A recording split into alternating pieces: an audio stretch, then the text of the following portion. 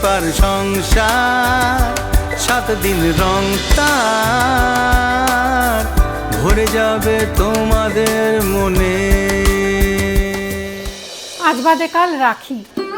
রাখি বাঙালির জীবনে আগে অতটা প্রাধান্য না থাকলেও এখন কিন্তু রাখি খুব হৈ হৈ করে পালন হয়।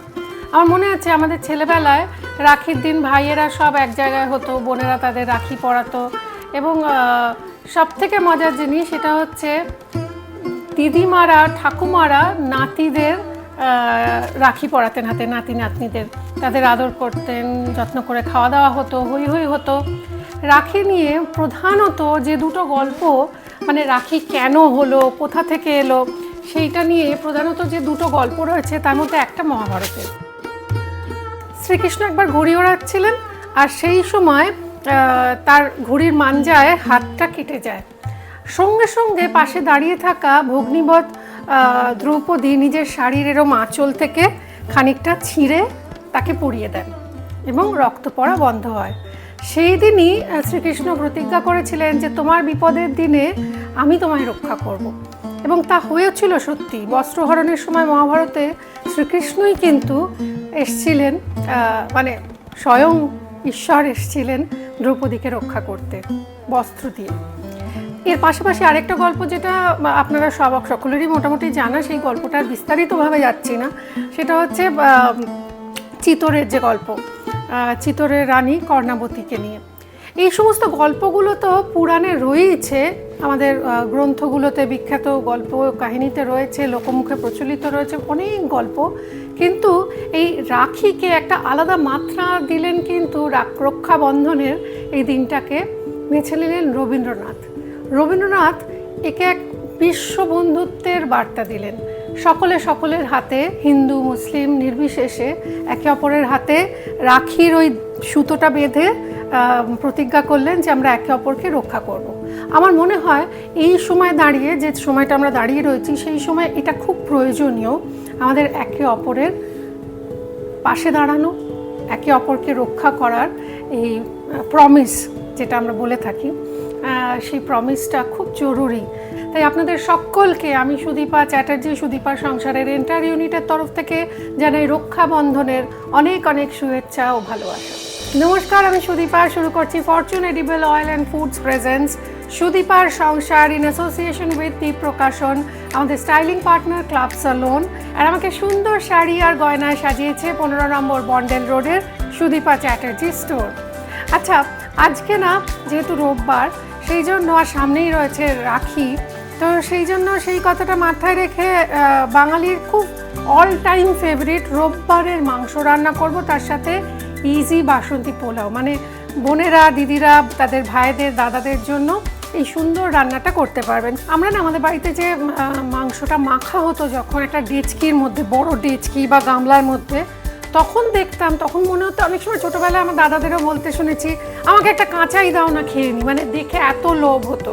ওই মাখাটার মধ্যে অনেক ভালোবাসা, অনেক যত্ন মিলে মিশে থাকতো। এই রেসিপিটা বড়নগরের মুখার্জি বাড়ির রেসিপি এই কারণে এটা আমরা ক্লেম করতে পারি, তার কারণ এইটা একেবারে রান্নাটা শুরু করলেই বুঝতে পারবেন একেবারে অল্প মশলা, এটা আমার দাদুর রেসিপি। পেঁয়াজ কুচি লাগছে, খাসির মাংসে দেখাচ্ছি, তবে এটা পাঁঠার মাংসে সবচেয়ে ভালো হয়, সবচেয়ে সুস্বাদু হয়। আর লাগছে গোটা গরম মশলা, বড় এলাচ, ফ্যাটানো টক দই, কাশ্মীরি লঙ্কার গুঁড়োটা আমি অ্যাড করেছি, কাঁচা লঙ্কা রয়েছে, গোটা গোটা কোয়া রসুন রয়েছে, শুকনো লঙ্কা, আলু ভেজে রেখেছি, চন্দ্রমুখী নয়, এটা কিন্তু জ্যোতি আলু। আচ্ছা, এটা আমার দাদু দিতেন কিনা আমি জানি না, ওরা ওদের সময় দিত তেঁতুলের কাঠ, কিন্তু তেঁতুলের কাঠ তো সবসময় সবার বাড়িতে অ্যাভেলেবেল থাকে না, তাই আমি এটা আমি দিয়ে রেখেছি। কিচ্ছু গন্ধ বদলায় না, কিন্তু কালারটা চেঞ্জ হয়, দ্যাট ইজ সোয়া সস। আর রয়েছে আদা জিঞ্জার গার্লিক পেস্ট, মানে আদা বাটা রসুন বাটা একসঙ্গে রয়েছে। এইবার যেটা করব, প্রথমেই আমি মাখামাখিটা একটু সেরে নিই। এটা কিন্তু ওই ম্যারিনেশন করে অনেকক্ষণ রেখে দিন তা না, আমাদের মাংস আসতো, মাখা হতো, সঙ্গে সঙ্গেই রান্না বসিয়ে দেওয়া হতো। এটার মধ্যে মোটামুটি 800 গ্রাম মতো মাংস, আমি একটু ফ্যাটওয়ালা মাংস খেতে ভালোবাসি তাই নিয়েছি, একটু রেওয়াজি। এর মধ্যে দেব আমরা হলুদ গুঁড়ো, পুরোটাই মাখার গুণে দেব শুকনো লঙ্কার গুঁড়ো, একটু কাশ্মীরি লঙ্কার গুঁড়ো, একটু আদা রসুন বাটা। আচ্ছা, এইবার মজার জিনিসটা সেটা হলো এই সয়া সস। 800 গ্রামে আমরা 2.5 চামচ মতো টক দই, পেঁয়াজ কুচি। এই মাখাটার সময় দেখেছি একটু সর্ষের তেল মা জেঠিমাদের দিতে, সেটাই দিচ্ছি। আমরা ব্যবহার করছি ফরচুনের কাচ্চি ঘানি পিওর মাস্টার্ড অয়েল। ফরচুনের আরও দুটো কিন্তু তেল আছে, যে দুটো তেল আমার খুব ফেভারিট। একটা হচ্ছে ফরচুন এই যে ফার্স্ট প্রেস পেহলি ধার, এক্সট্রা পাঞ্জেন্ট, মানে সর্ষে বাটা বা ধরুন ভর্তা খাচ্ছেন বা কোনো রকম কিছু মেখে খাচ্ছেন তার জন্য, ইভেন ঝালমুড়ির জন্য এটা বেস্ট। এছাড়া ইলিশ মাছের যে কোনো প্রিপারেশনের জন্য ইলিশ স্পেশাল প্যাক আছে। এইবার এটাকে ভালো করে মাখতে হবে।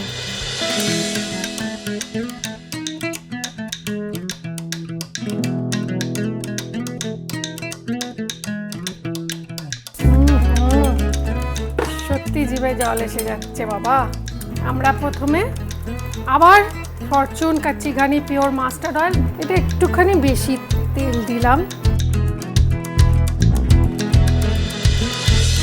তেলটা পুরোপুরি ধোঁয়া ওঠার মানে স্মোকিং পয়েন্টে আসার আগেই আমরা দিয়ে দেবো চিনি। আমরা ব্যবহার করছি ফরচুন রিফাইন্ড সুগার। ওইরকম একটা হামানদিস্তে নিলাম, তার মধ্যে কয়েক কোয়া রসুন নিয়ে নেব। রসুনটাকে একটু থেতো করে নেব। এটাকে তেলে দিয়ে দিলাম। আমরা দেখেছি ওরা জিরে দিত সব কিছু ভেবে, মানে মাংসটা হজমও হতে হবে, সুতরাং একটুখানি জিরে দেওয়া হলো। এইবার দেওয়া হবে শুকনো লঙ্কা, কয়েকটা শুকনো লঙ্কা ভেঙে দিয়ে দিলাম। এইবার উইল মিক্স ইট। এখানে দেব কুচনো পেঁয়াজ একটু।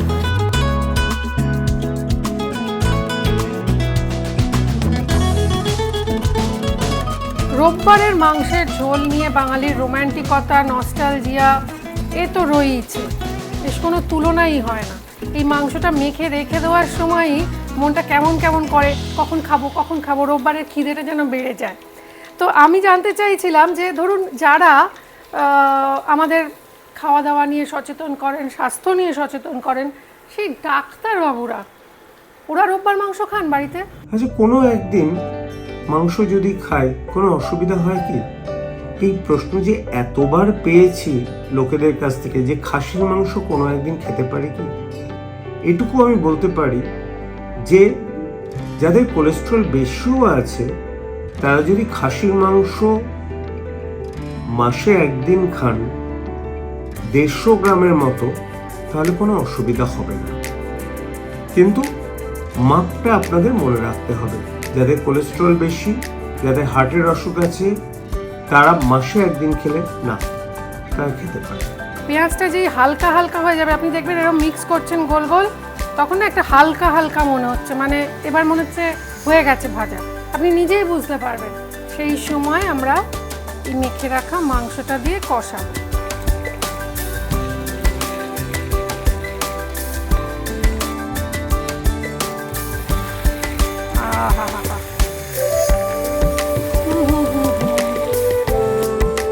আমার কেন জানি না মনে হচ্ছে ঠিক যে কালারটা আমরা এক্সপেক্ট করছি সেই কালারটা এখনো আসেনি, তাই জন্য আর একটুখানি সয়া সস।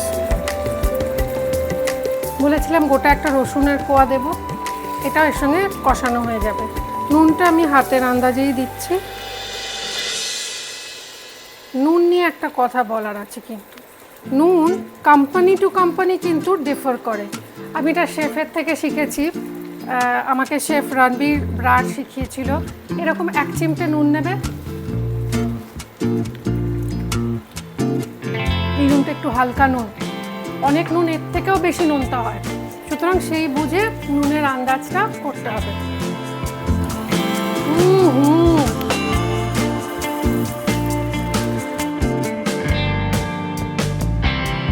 আমাদের কি হতো, অনেক বড় পরিবার তো, আলুটা না বেশি করে দিতে বলতাম মাদের, একটু বেশি করে আলু দেবে তো, যাতে 1 টুকরো করে মাংস আমরা নিজেদের পাত থেকে তুলে রাখতাম, আর যখন রাত্রিরে খেতে বসতাম বলতাম আমার কিন্তু 2 পিস রাখা ছিল, আমি স্যাক্রিফাইস করেছি বলে 2 পিস নিয়ে নিতাম, তার সঙ্গে একটু আলু আর ডিম সেদ্ধ করে দিয়ে দিত মিশিয়ে ওই ঝোলটার মধ্যে, আহা ওটাও অমৃত।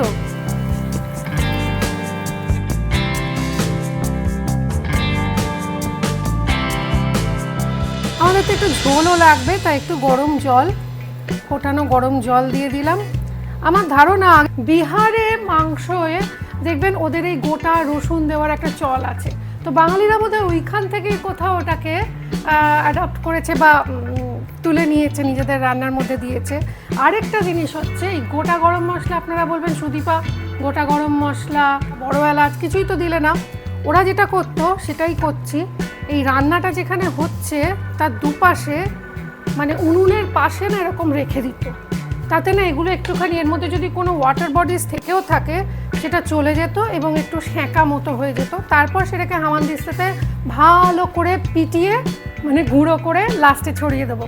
রান্নাটা কমপ্লিট করব, কিন্তু তার আগে এটা আমার যেহেতু একটু তাড়া রয়েছে, প্রেশার কুকারে আমি 4টে হুইসেল দিতে পারি। সবচেয়ে ভালো হয় একটা হুইসেল দেওয়ার পর মিনিট 20 অপেক্ষা, মিনিট 20 আঁচ কমিয়ে রেখে দিন, একদম মাখন হয়ে যাবে, তুলতুলে হয়ে যাবে। সেই মাংসটার ওপর আমরা ফাইনাল যে ছোঁক দেওয়া বলে মানে ফোড়ন দেওয়া সেটা দেব। রোববারের মাংস রেডি হয়ে যাবে, কিন্তু ভাইদের খাওয়াবেন, নিজের তো বাড়িতে খাওয়া নয়, তাই এর সঙ্গে একটু বাসন্তী পোলাও করলে কেমন হয় চলুন দেখি। বাড়িতে চট জলদি বানাবেন বাসন্তী পোলাও। বাসন্তী পোলাওয়ের জন্য কিন্তু গোবিন্দভোগ চাল মাস্ট। চালটা যখন ভেজাবেন একটুখানি হলুদ জলের মধ্যে দিয়ে দেবেন, ব্যাস। তো সেইটার ভাত করে রাখা রয়েছে, নুন টুন কিচ্ছু দেওয়া নেই। আর রয়েছে গোটা গরম মশলা, জায়ফল, জয়িত্রী, কাঁচা লঙ্কা, কাজু বাদাম, কিশমিশ, একটু গোলাপ জল রেখেছি, তেজপাতা, ঘি, বড় এলাচের দানাগুলো এর মধ্যে দিয়ে দিলাম, দারচিনি, ছোট এলাচ 2টো, জায়ফল আমি হামানদিস্তে ভেঙে দেবো, একটুখানি দেবো এইটুকু। এবার এটা ড্রাই রোস্ট হয়ে গেছে, এটাকে আমরা হামানদিস্তে একটুক্ষণ রেখে দিই, গরম অবস্থায় থাক। এটা আবার হিট করব, কাজু দেব, গোটা কাজু, কাজুটা একটু ড্রাই রোস্ট করব। এইবার এর মধ্যে দেব ঘি, এবার দেব কিশমিশ, কাঁচা লঙ্কা দিচ্ছি ভেঙে,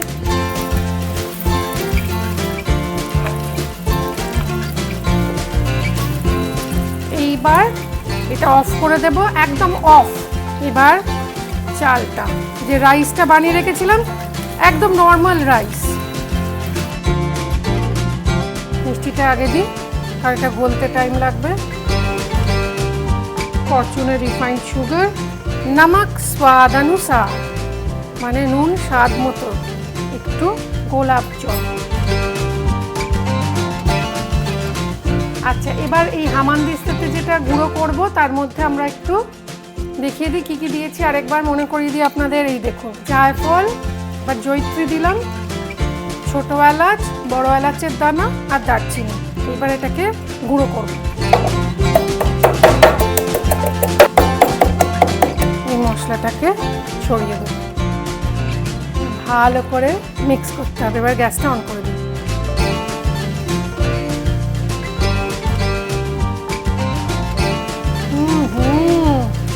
জিভে জল এসে যাচ্ছে, সত্যি বলছি। মাংসটা এটা দিয়ে যখন খাবেন আমার নাম তো একবার মনে করবেন। এই দেখুন, আমি একদম পুরোটাকে লেভেল করে দিলাম যেরকম বিরিয়ানি থাকে। এটাকে ঢেকে রাখবো আর গরম গরম মাংসের সাথে সার্ভ করবো। এবার মাংসটা ফিনিশ করার পালা। ব্যাস, বাঙালির অল টাইম ফেভারিট মাংস, রোববারের মাংস and Basanti pulao is ready and serve. এবার আমার তো একটা কিছু নিজের টুইস্ট বা নিজের টাচ কিছু রাখা উচিত, তাই না? তো এই যে মশলাগুলো আমরা এই পাশে রেখে রেখে গরম করলুম, সেইটাই আমরা একটা হামানদিস্তাতে নেব। দারচিনি, 2টো ছোট এলাচ, একটু লবঙ্গ, বড় এলাচের দানা,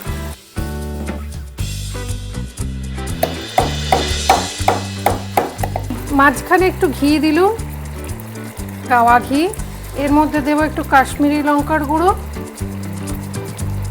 আর এই মশলাটা এইবার দেখুন।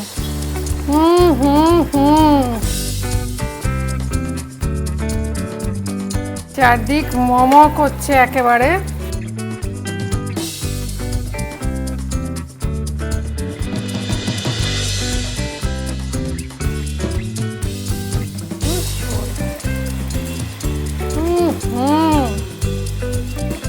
बस गर्मा गर्म खाबार रेडी, खाना रेडी है।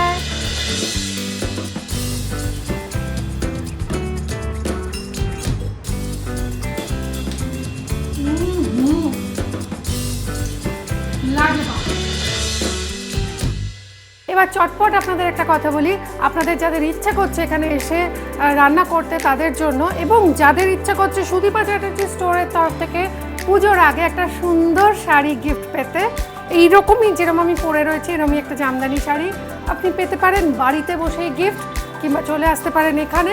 তার জন্য যেটা করতে হবে, আজকের রান্নাটা খুব ভালো হয় যদি ভিডিও করতে পারেন, তাহলে সেইটা করে কিংবা ছবিটা আমাদের হোয়াটসঅ্যাপ করুন 7044385567 এই নাম্বারে। আর চলে আসুন সুদীপার সংসারে। খুশি মনে আপনাদের জানিয়ে দিই যে এখানে এলে আপনাদের জন্য কী কী গিফট রয়েছে, যা কিনা আজকে পেয়ে যাচ্ছেন আমাদের প্রিয় ডাক্তারবাবু। ফরচুনের তরফ থেকে রয়েছে একটি গিফট হ্যাম্পার, দীপ প্রকাশনের তরফ থেকে রয়েছে রবীন্দ্রনাথ ঠাকুরের এই সুন্দর একটা ছবির সেট এবং আমার একটা বই। সুদীপা চ্যাটার্জির তরফ থেকে রয়েছে একটা গিফট, ক্লাব সেলুনের তরফ থেকে রয়েছে 2000 টাকার গিফট ভাউচার। বিশ্বাস করুন এখানে দাঁড়িয়ে থাকা খুব ডিফিকাল্ট, বিকজ আমার যিনি পোষ্য সারমেয় সে আমার দিকে তাকিয়ে রয়েছে, আমার ছেলে আমার দিকে তাকিয়ে রয়েছে, সবাই বাড়ি শুদ্ধ লোক তাকিয়ে রয়েছে কখন আমি কথা বলা শেষ করব আর সবাই মিলে বলবে কুদ পাড়ো। আপনারাও তাই করুন, আজকে কুদ পাড়ো। Bye bye.